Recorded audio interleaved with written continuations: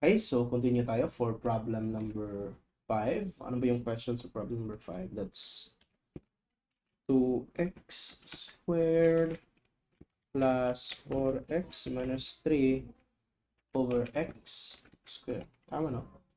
2x squared plus 4x minus 3. Okay, so, kalimutan natin. Integral of 2x squared plus 4x minus 3. Yan. Okay. So, again, do not be confused, no? Or huwag kayong matakot pag ganito yung klaseng problem kasi, yun nga, baka matakot kayo kasi, uy, bakit may quadratic? Bakit ganito? So, again, check if ever you can simplify. Okay? Check if ma-simplify ba yung function natin. Notice, since isang term lang ang denominator, we can just actually divide each of the term dito sa numerator by the denominator, and then we will come up with a function with a series of terms na, and then mawawala na tong fraction bar na to, or mas simplify pa natin ba. Okay? So, let's try to simplify yung function natin, and then check natin kung ano yung basic integration formula na pwede nating gamitin. Sige. Now,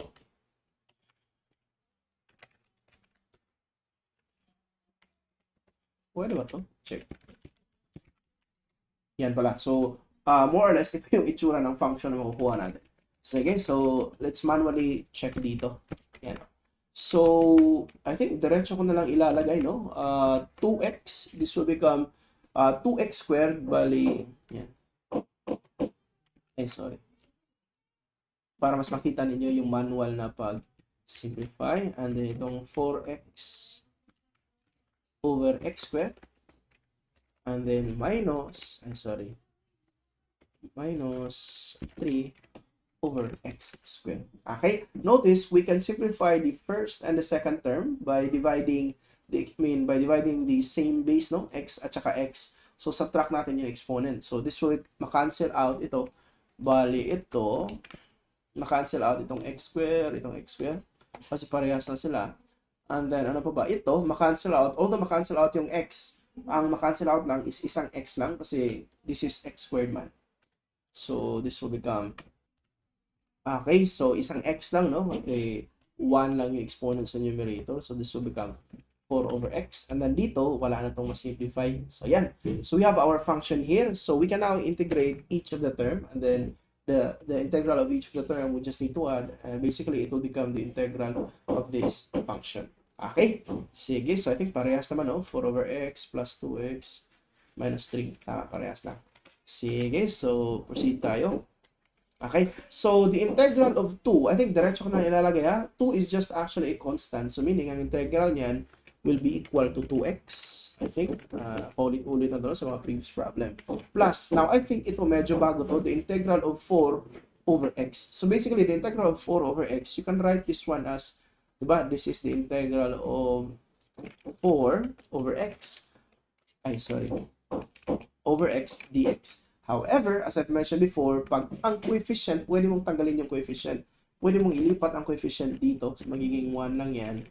And then this will become 4. Okay? Bale, ang nangyari, that is actually the integral of dx over x, which is actually here.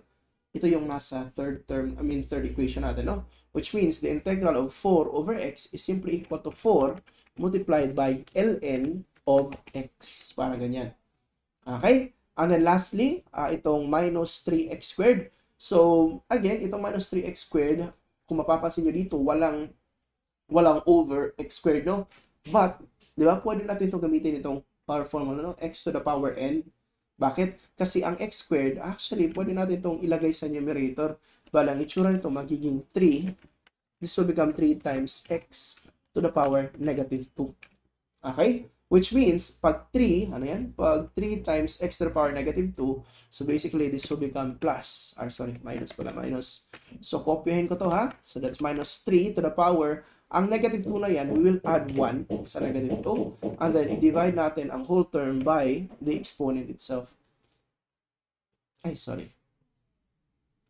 Ayan. Okay. Yan, o. Sige. So, I hope okay tayo dito, ha? Yan.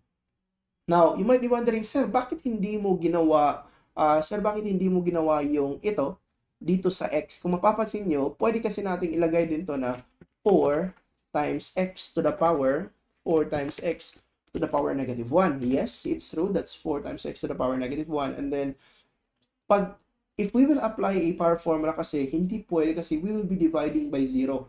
Tingnan nyo ha.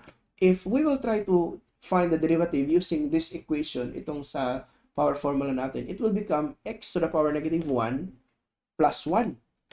Okay? And then, ang exponent is itong negative 1 plus 1. And then, i-divide natin, which is hindi pwede. Kasi, division by 0 is not allowed. Okay? Undefined man yan. So, hindi pwede. Kaya, hindi natin pwede gamitin yung equation 2 for this term. Okay? Kaya, ang gagamitin natin is ito. Basta may merong negative over x, ln x yan. Okay? So, next, I think pwede pa natin itong i-simplify, no? So, this will become plus c. So, final answer natin, that will become 2x. I think ito, same lang to. Walang problema, hindi yan magbabago. And then, minus, ito, you can actually simplify this one. Pwede pa ito ma-simplify, no? Kasi, this is negative 3 plus 1 is actually negative 1. I mean, negative 2 plus 1 is negative 1, which will make this one as positive 3. Tingnan niya, ha? So, check na natin. It's negative 3. Diba? 3 over x, positive 3 over x. Now, sir, bakit over x yan? Kasi this will become minus 2 plus 1 is minus 1. So, x to the power negative 1 is just equal to 1 over x. Kaya ang sagot dito is plus, 3 over x. And then plus c. Okay, so I think, tayo dyan. Check na natin sa answer key kung same ba tayo na sagot. Anyway, if wala kayong answer key, you can just actually check, no, kung using the technique na tinuro ko, yung bang use your calculator, then i-differentiate mo yung sagot. So that's 2x, 4 ln x plus 3 over x plus c. So same lang. Sige. So, I hope okay tayo dito. So if you have any questions or clarifications, comment lang sa baba. Maraming salamat sa panonood and see you sa next video natin. So proceed tayo sa problem number 6.